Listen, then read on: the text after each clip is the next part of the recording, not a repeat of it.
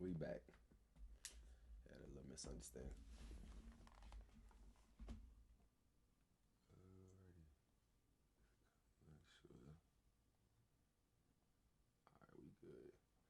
So, like I was saying, we doing a review today on Gakirah Barnes.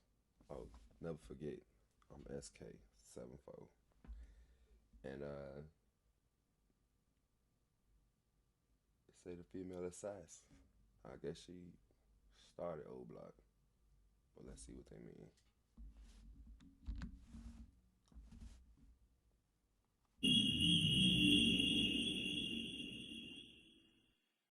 Chicago saw one of its most violent weekends of the year with more than 60 people shot over the weekend, a third of them under the age of 17.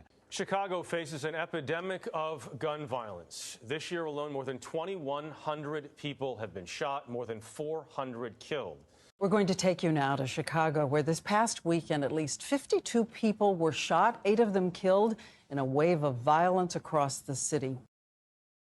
13. With that shit, you get that shit. And there's a lot of ways to get caught. Mistaken identity, anything. It ain't gotta be with this shit. There's innocent bystanders getting killed in this shit every day, man. That's why you gotta keep it stuff.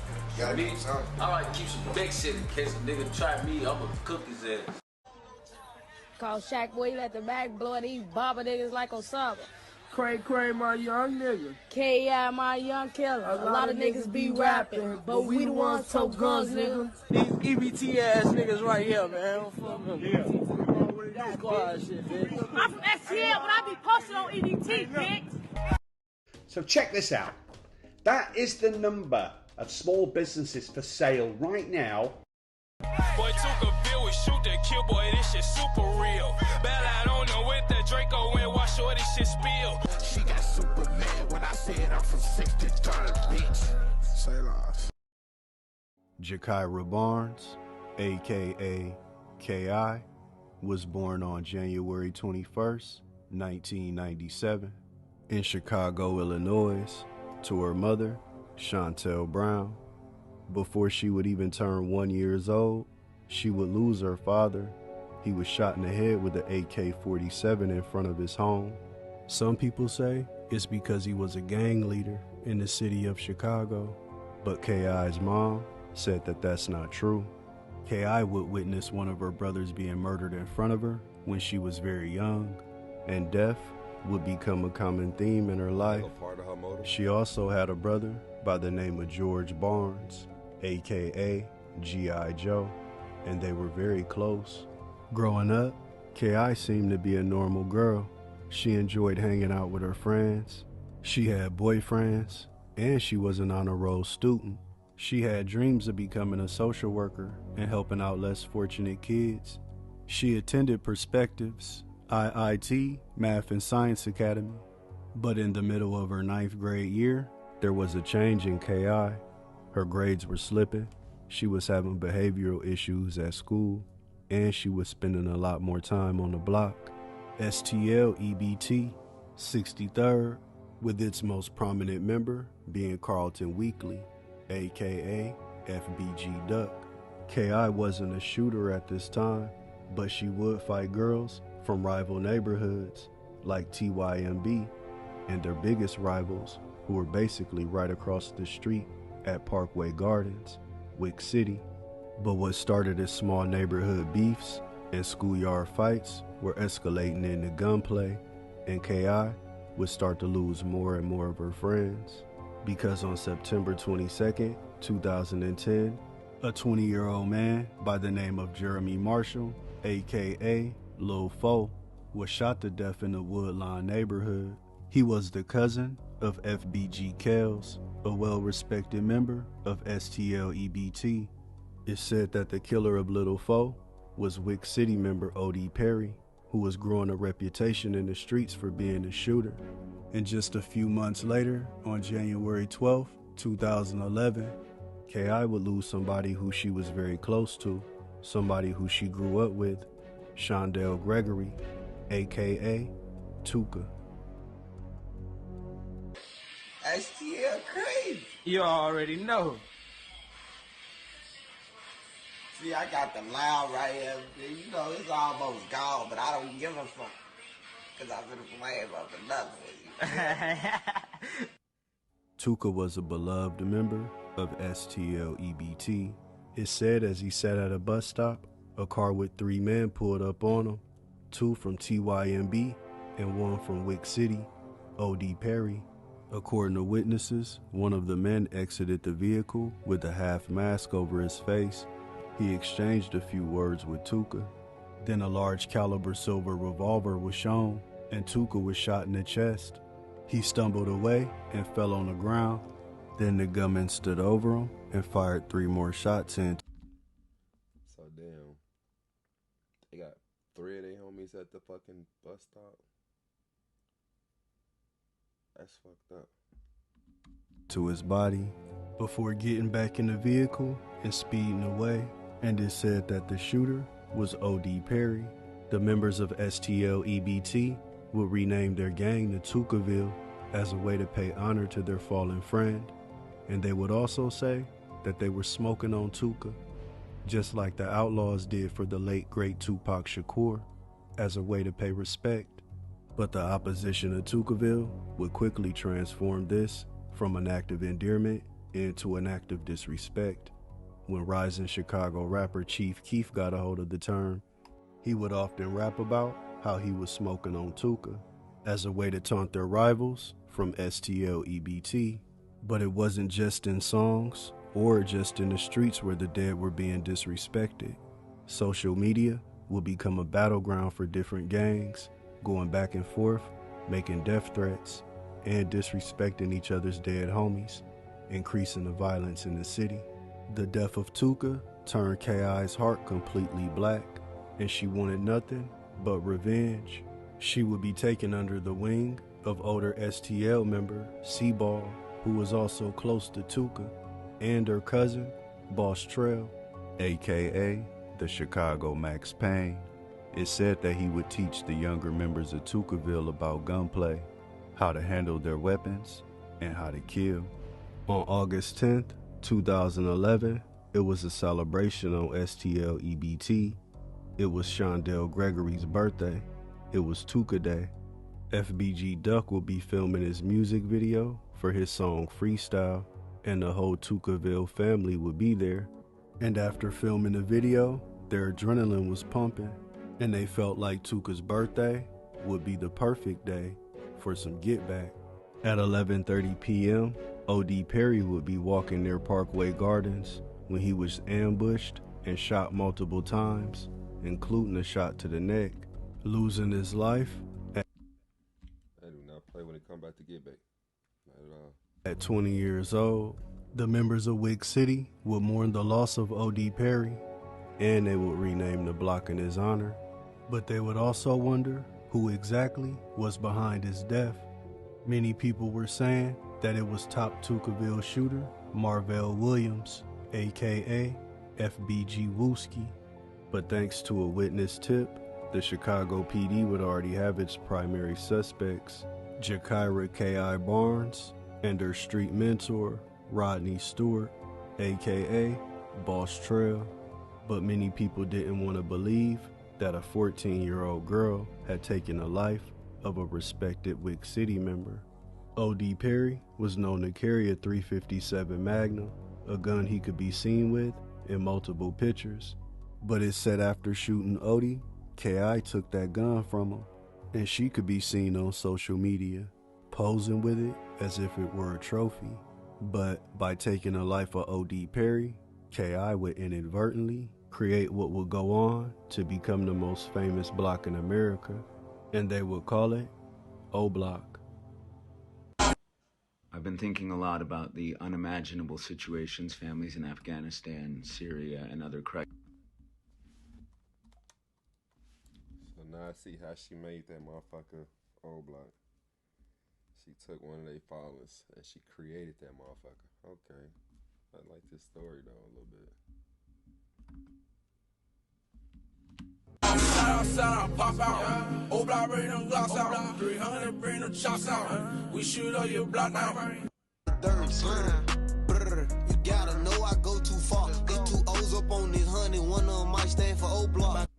K.I. started to get the reputation of a shooter around the city, and her profile would rise even more when fellow Tukaville member King Little J, who was a very popular rapper during the rise of the Chicago drill era, and he was featured multiple times on the popular DJ Academic series War in Chiraq.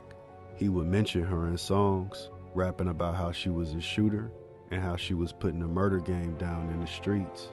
Some members of Tukaville called K.I. Little Snoop, as in Felicia Snoop Pearson, from the HBO television series The Wire. Her demeanor, her toughness, and how deadly she was reminded her gang of the she was a cold motherfucking ass show. Character from the classic TV show. Are you contracting or just doing some work around the house? No, we work all over. Full time? No, we had about 5 jobs last month. Man, shit, I seen a tiny-ass 22 round nose drop a nigga plenty of days, man. Motherfuckers get up, man, you like a pinball, whip your ass up. Big joints, though, big joints, man, just break a bone, you just say fuck it. K.I. was now in the trenches of the Chicago gang wars being supplied with weapons through very interesting origins. There are stories of U.S. soldiers smuggling weapons to certain gangs in Chicago. One of those gangs hailing from the South Side, the Pockettown GDs, who are in the middle of a very violent war against a crew from the East Side in an area known as Terrortown. NLMB, No Limit Muskegon Boys, with its most recognizable member being the rapper G Herbo. But this is just one of many stories of high-powered weapons meant for the battlefields of Afghanistan or Iraq, making their way to the inner-city community in the hands of young kids and teenagers waging war on one another. And death would once again come to take somebody close to K.I., a 13-year-old boy by the name of Taekwon Tyler. It's said that him and K.I. was cousins, but he was more like a little brother to her. They were very close, and they would spend a lot of time together, even though his mom moved him out of Chicago. It's crazy. He's smaller than her. They was off the porch real little. To a small town in Illinois to get away from all of the violence, but he would often come back to visit. He wanted to attend a house party that was being held on the 6200 block of South Rhodes Avenue. Initially, his mom didn't want him to go. She had a bad feeling about it, but he kept asking and begging about going to this party. He wanted to go with K.I., and eventually his mom agreed that he could go under one condition, that she would be there to pick him up as soon as the party was over. But as the party was ending and people were beginning to leave, a fight broke out amongst a group of men and gunshots rang out. One of those bullets striking 13-year-old Taekwon Tyler in the chest. His mom was already there to pick him up from the party, but what she found was her son bleeding out on the sidewalk. She held him in her arms as he took his last breath, and K.I. was there to witness the whole thing, her little brother being murdered right in front of her. It's said that the fight that broke out at the party had nothing to do with Taekwon, and he was just at the wrong place at the wrong time. There is also a theory that K.I. had begun to train Taekwon on gunplay and how to rob, and she would send him to rob older drug dealers. And that's what happened. One of those dealers got mad, doubled back, and killed a young Taekwon. A man named Nashawn Flowers would be arrested for his murder, and he would ultimately be convicted and sentenced to 55 years in prison. After Taekwon's death, K.I. was truly heartbroken, but she vowed to make the streets bleed in his name. She losing too many homies. I see why she was a fool. Like, that's too much blood that she had to see. She would change her social media handle to Taekwon Assassin, and she would create a subset of STLEBT, Taekwon World, comprised of some of the youngest members of the gang, people like TB and Poppy, Richie Jerk, and 0078, who's probably most well known for allegedly killing one of the most feared shooters in Chicago gangland history. 051 Melly, Taekwon World would quickly grow a reputation for dropping bodies. KI would instruct her youngins to slide on certain neighborhoods that they were beefing with, while she would go at the bigger targets. 800, TYMB, 300 in Lamron, and especially O Block. Anybody could get it. It was a war going on, and in KI's mind, she was a soldier. But in war, there are casualties, and Tukaville would lose another member by the name of Marlon Monroe, aka Little Doc, because on April 28, 2012, the 23-year-old Little Doc was walking home from work on the 6300 block of South St. Lawrence Avenue when a gunman leaned out of a vehicle and sprayed up the block, striking Little Doc in the chest. The Chicago PD would arrive on scene to collect evidence. They collected shell casings and anything else that they could see. They collected everything except Little Doc. He laid there in the tall weeds, dead, for hours, until a 16-year-old boy stumbled upon his body and called the police again, and they finally came and got him.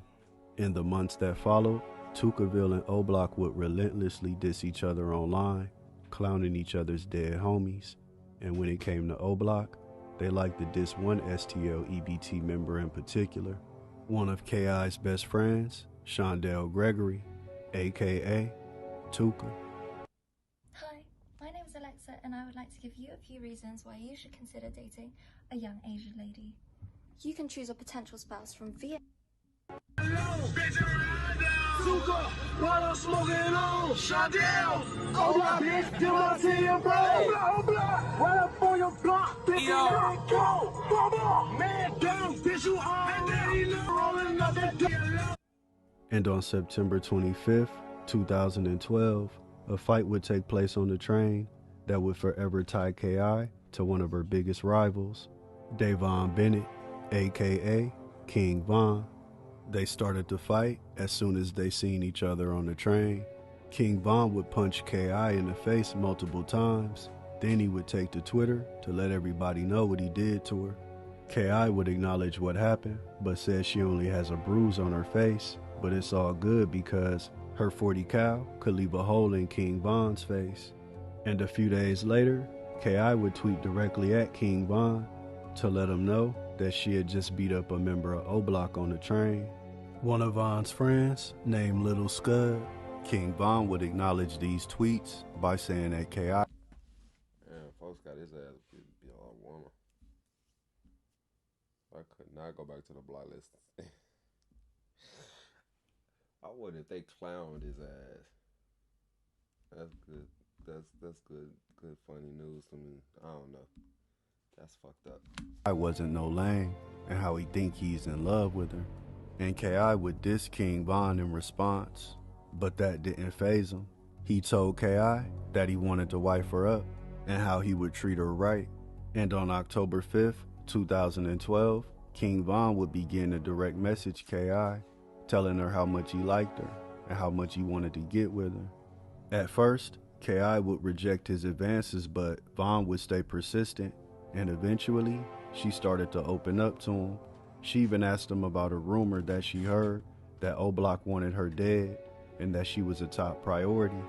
King Von would tell her, yeah, there are people in O Block that want you dead, but I don't think I could pull the trigger. He said that he liked her too much. He told her that he had a gun on him when she seen him on the train, and there was another time that they ran into each other and King Von was strapped, so if he really wanted to get to her, he could have done it those times. Von would also tell KI that after the gang wars were over, that they could be together. KI would ask King Von how long did he plan on gangbanging, in which King Von would respond by saying that he couldn't see himself doing anything else, that he loved his guys too much, and that he could never leave them behind. One thing that KI and King Von could agree on is that they both felt that they would die in the streets, in the Chicago gang wars. But even though they would have moments of being cordial and somewhat respectful to one another, they were still enemies, and dissing would always come into play. Not too long after exchanging messages with Von, KI would tweet out about O.D. Perry, disrespecting him. in which King Von would respond by saying, "I should have pissed or spit on you when I seen you on the train that day, but I wasn't thinking straight." K.I. would then message King Von, making fun of O-Block, saying that they weren't dropping any bodies and how it was Tukaville putting in all of the work. K.I. got Von so agitated that he flat out asked her, "What, you want to have a shootout with me or something?" K.I. would respond by saying, "Hell yeah, with you and T-Roy." T-Roy being James Johnson, an O-Block legend. Despite his small stature, he was known for being feared in the streets and being quick with his gun. He was best friends with King Von, and together they formed a deadly duo known as V-Roy.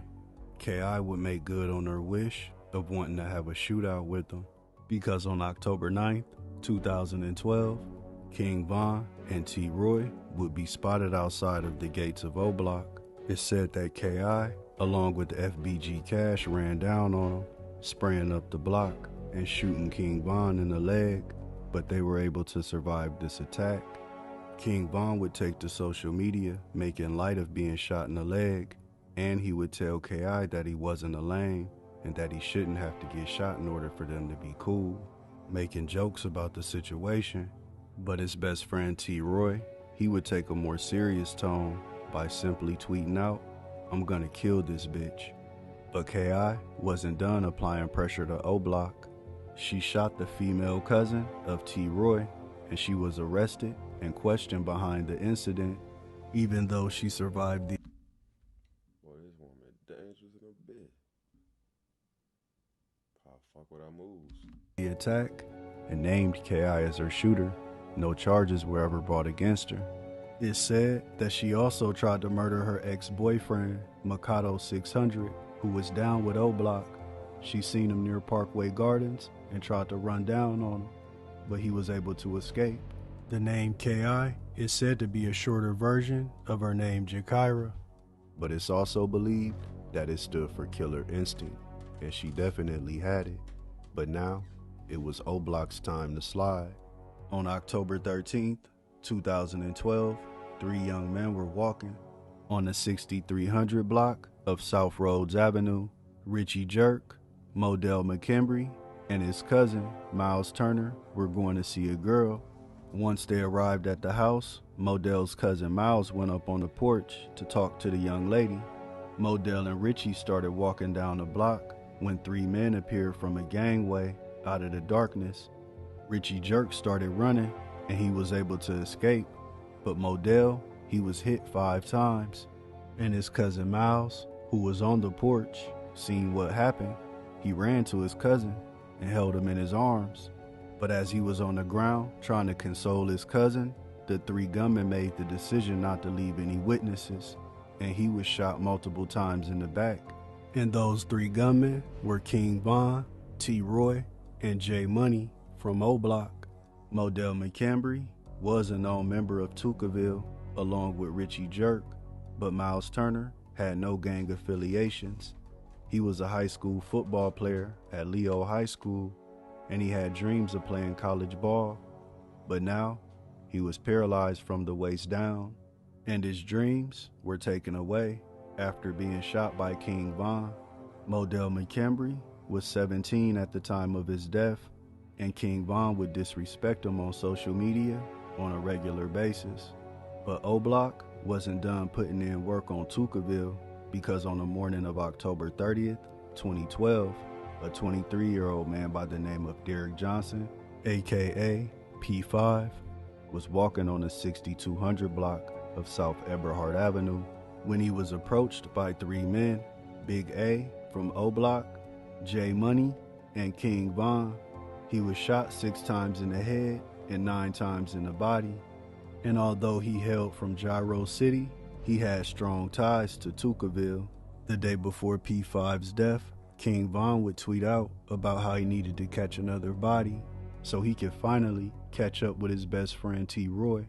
But O-Block wasn't done applying pressure to STL-EBT, because on the morning of November 8th, 2012, 17-year-old Boss Trail would be found face down in an alley on the 2600 block of West 83rd Street. It's said that he was out that way, far away from Tukaville, to meet a girlfriend, but when he arrived, he was met by 3 gunmen instead: J Money, T Roy, and King Von. They had all conspired to set him up. He got double-crossed by an ex-girlfriend. Boss Trail was a high-profile member of Tukaville, and he was a high priority for O-Block to want to take out.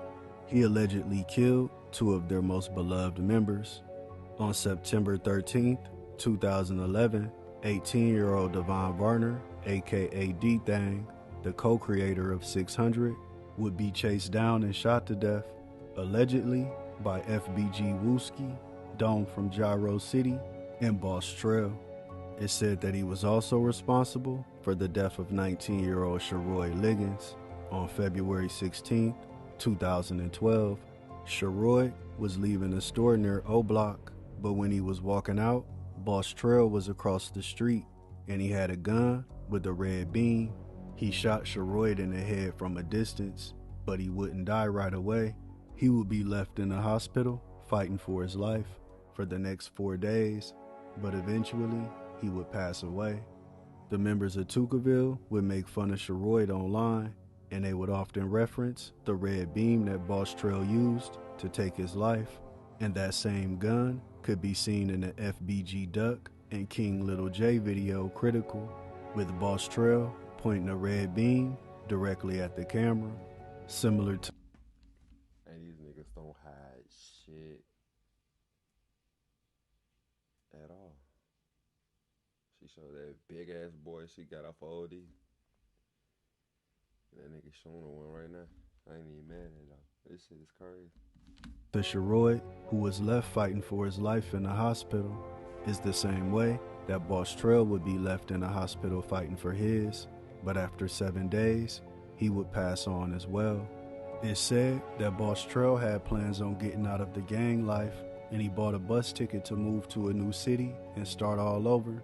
He wrote on Twitter about how he was excited for his new life, but just 2 days before he was scheduled to depart, he would be shot, and he would never make that trip.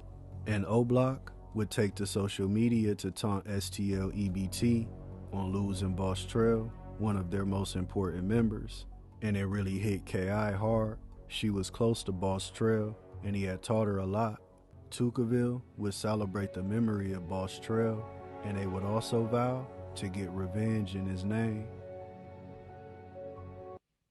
This life-saving device is taking the world by storm. Now a scary moment at a restaurant as a 10-month-old baby starts choking on a piece of pancake, and practically all of the other diners rush to try to help. But when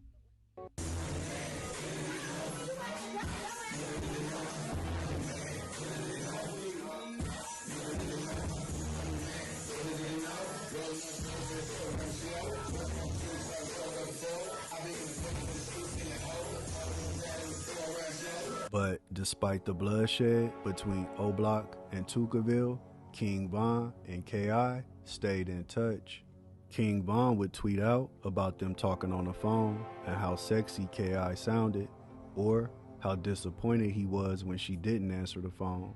And according to Tay Capone, who used to go by the name of Tay 600 and was very close to King Von, he said that he seen the messages between the two, and they were very interesting, to say the least.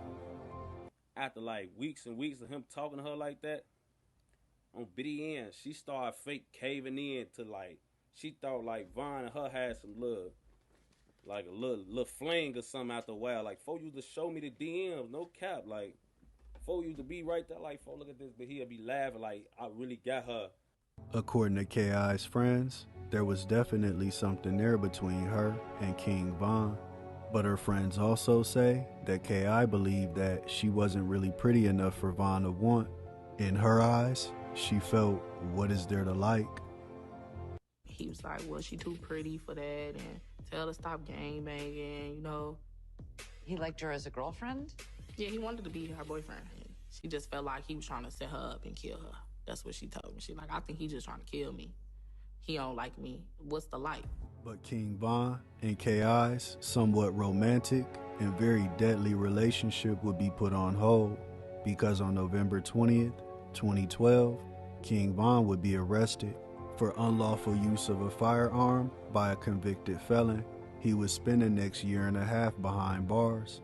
But even while locked up, King Von had K.I. on his mind. He would have his sister, Kayla B., reach out to her and tell her that Von missed her, and he wanted her to come see him while he was in jail. But K.I., she would just laugh off the messages. She was too busy becoming one of the most infamous shooters in Chicago, and it said that she began to do murders for hire. There was a message thread that was released from K.I.'s DMs between her and an unknown man, talking about the possibility of taking out a high-profile Chicago rapper. And as they were trying to work out the details of the transaction, the conversation is abruptly ended with K.I. simply saying, "10K for Little Herb up front." Lil Herb meaning G Herbo, getting fast money, living a fast life. But she still wanted revenge for so many of her friends who had recently fallen. Modell, P5, and her mentor, Boss Trail. K.I. wanted get back on O Block. And on September 2nd, 2013, she would get that opportunity at revenge because 21-year-old Jerome Woods, aka J Money, who was best friends with King Von and T Roy, and known to go on multiple hits with him, including the murder of Boss Trail. And J Money would be set up in a very similar way as Boss Trail. When he arrived to the 6600 block of South Rhodes Avenue, he thought he was going to meet a young lady, but he was met by two gunmen, with one of those gunmen being Rasan Shaw, aka Lil B, No Surrender, one of the top shooters out of STL EBT. When J Money realized that he was being set up, he tried to run through a gangway, but he was shot multiple times in his back. He collapsed on the ground, and the other gunman walked up to him as he laid there and stood over him and put 4 more shots into his head. Immediately following the death of J Money, Little I swear the more you listen to this and pay attention, you hear a lot of they fucking verses. Like, that's a whole verse that he just said. Can't remember what song, but that shit hit. B would tweet out about it, and K.I. as well. She tweeted about shooting people in the head at point blank range. Then she would just flat out say, J Money ain't use his head, so we took it off. Tukaville had just upped the score, and STL EBT celebrated the death of J Money. They knew how much he meant to O Block. In the morning of February 11th, 2014, King Von would be released from jail, and one of the first things that he did was tweet at K.I. saying, "What's up, ma? You don't miss a nigga?" K.I. would respond with gun emojis, asking to link up. King Von would laugh off the guns and ask her why she never came to see him, like she promised that she would. K.I. didn't respond for hours, and when she did, she said, "How does it feel to lose your homie while you locked up behind them bars during that time?" King Von didn't respond to this comment. She tying his ass. She ain't getting no fucks. Damn, man. I wish I could have did an interview with her or something. Let's see. Well, nah, she probably wouldn't even did that shit. It depends. But this little motherfucker, man. He would simply tweet out, "R.I.P. J Money." K.I. would retweet this as well, making fun of King Von. But Def would once again pay K.I. a visit, taking someone very close to her, Little B, No Surrender. They knew each other ever since they were babies. They grew up together. Then they started to do drills together. But it wouldn't be the ops that would get the Little B, it would be the Chicago PD. A massive police presence between Eberhard and Rhodes on 63rd. Patrol cars, blue lights flashing after a police-involved shooting. He got shot 7 times on Rhodes, right there by the police. Friends say 19-year-old Rasan Shaw had just left them to get something to eat. He was running through the alley with no gun or nothing, because he just left us. So we know he ain't had no gun. The police shot him unjustified. Too many times in his back. He ain't do nothing, man. This gift will make your wife cry. It's the perfect way to show all your love for her.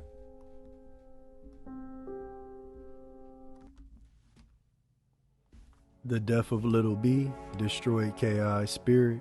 She completely broke down at the funeral, and now that K.I. was in pain, she wanted her enemies to be in pain too, especially Chief Keef, who had been dissing Tuka for many years, but he had long ago left Chicago for sunny Los Angeles and rap stardom, but he still had family ties in the city, and K.I. would take full advantage of this, because in the early morning hours of April 10th, 2014, 30-year-old Mario Hess, aka Blood Money, and a cousin of Chief Keef, was sitting in front of his family's home in West Inglewood when he was approached by a gunman and shot multiple times. Just 2 weeks prior to his death, he signed a deal with Interscope Records, and he did interviews talking about how he had big plans for the future. But unfortunately, those plans would never come to fruition. K.I. would let it be known that she was responsible for the death of Blood Money, but not even the death of her enemies could heal her heart. She would take to social media to talk about her pain and everything that she had been through in her life and all of the friends that she had lost. She even made a post about her dad and how she knew that she would be a better person if he was around. According to K.I.'s mom, she tried to talk to her daughter about everything that was going on, but when she looked her daughter in the eyes, she could already tell that her soul was gone, and her mother's intuition would be proven correct, because on April 11th, 2014, K.I. would make a fatal mistake. She would tweet out her location for everybody to see, including her enemies. She was walking on the 6400 block of South Eberhart. She was with FBG Butter and Spoon from Gyro City. They were headed over to Wooski's house to celebrate Boss Trail's birthday, when a gunman hopped out of a vehicle, waved a few bystanders who was in his path out of the way so he could have a clear shot, and began to fire at K.I. and her friends. Her two friends would be hit, one in the foot, one in the knee, and K.I., she was hit 9 times, in the chest, neck, and in the jaw. After being shot, she would stumble to a nearby home where she laid on some steps, and she would take her last breath, ending the life of the most deadly female assassin in Chicago gangland history.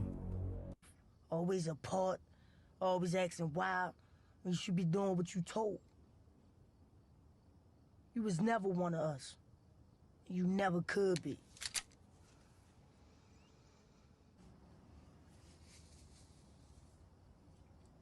How my hair look, Mike? You look good, girl.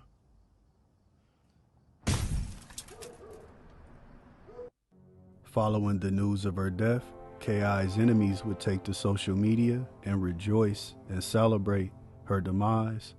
In Tukaville, they would vow to get revenge. Right after K.I.'s murder, 36 people would be shot in a 36-hour period, along with 4 people losing their lives. There were 2 prime suspects in the murder of K.I., with one of them being Antron Young, aka Big A from O Block.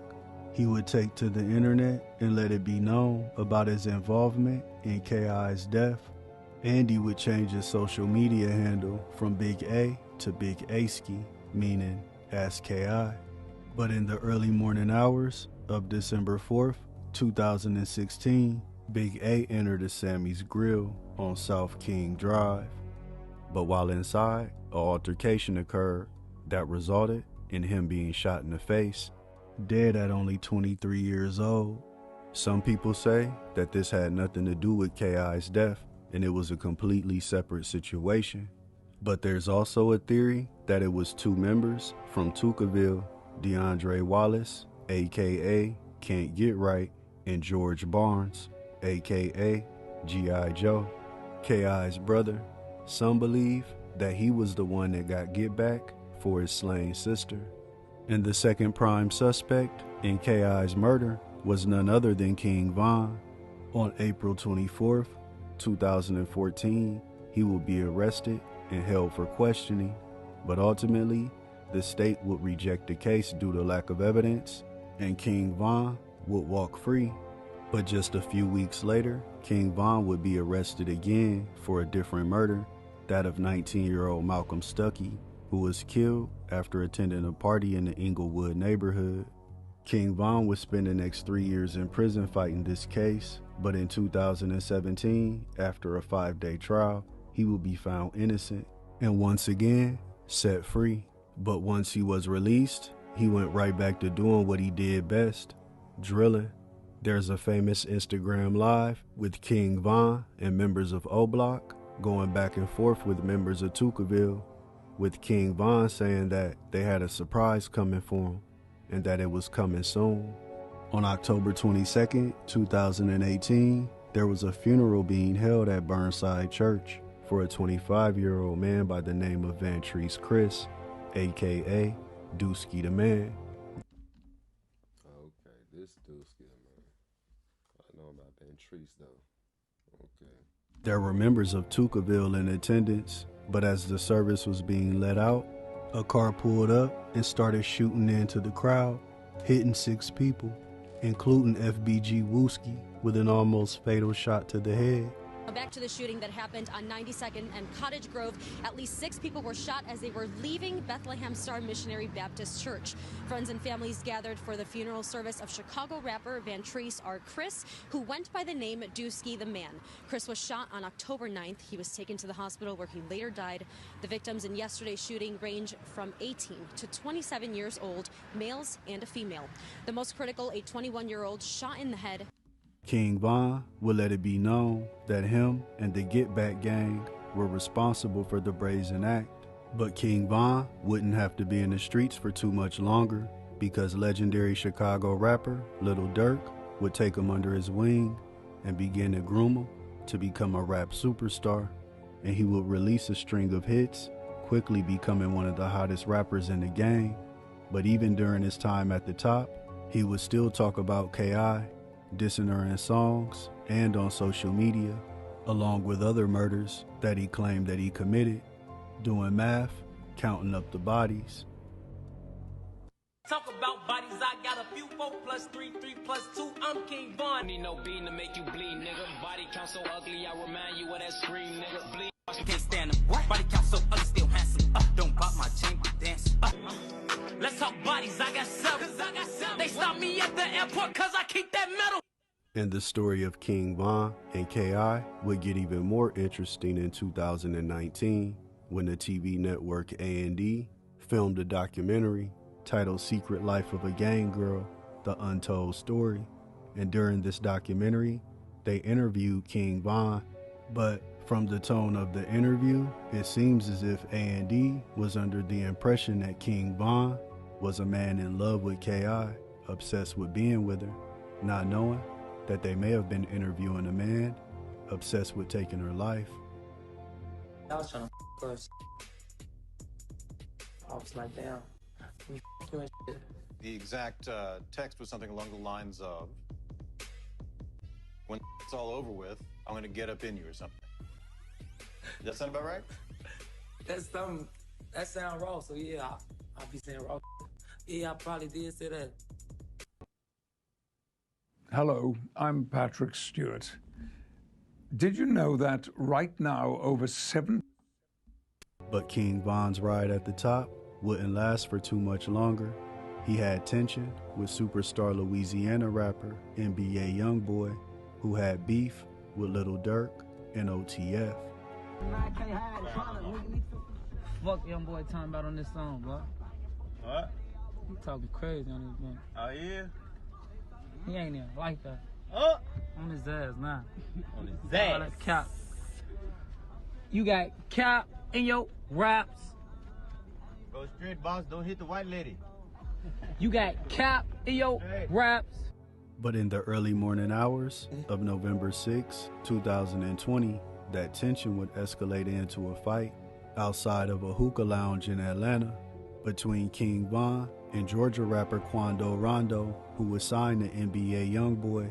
And this fight would result in King Von being shot multiple times, ending the life of the O Block legend.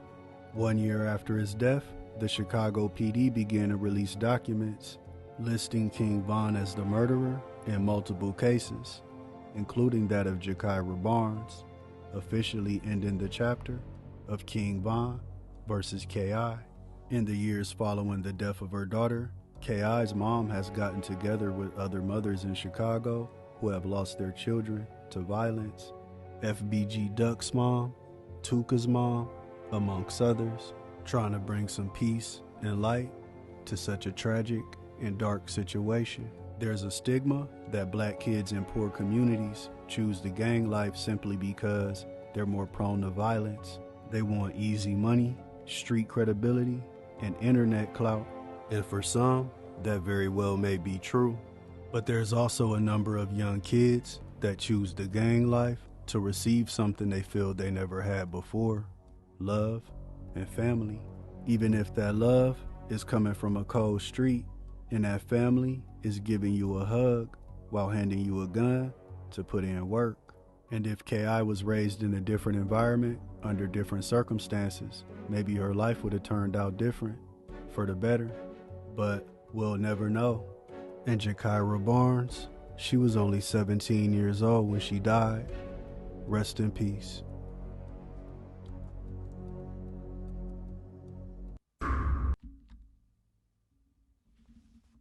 Damn. That was a story worth it.